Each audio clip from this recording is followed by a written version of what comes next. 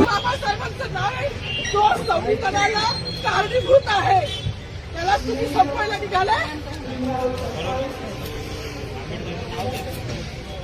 पालकमंत्र्यांची फार मोठी चूक आहे मॅडम, माफी मागणार नाही, पण पालकमंत्र्यांची चूक पत्रात घ्यावी.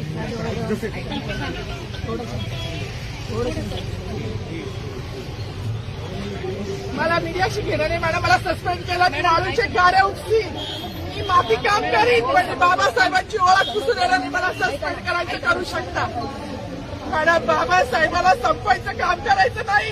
26 जानेवारी 15 ऑगस्ट मध्ये मी नाही मानत, पण लोकशाही मॅडम तुम्ही सुद्धा संविधानामुळे आहात, पालकमंत्री सुद्धा पालकमंत्री संविधानामुळे आहे.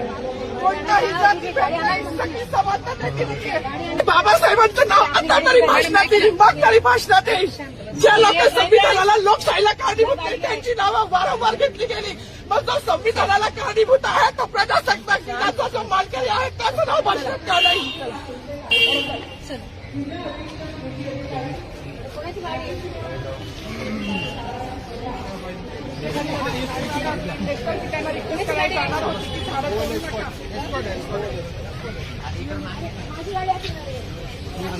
थोडी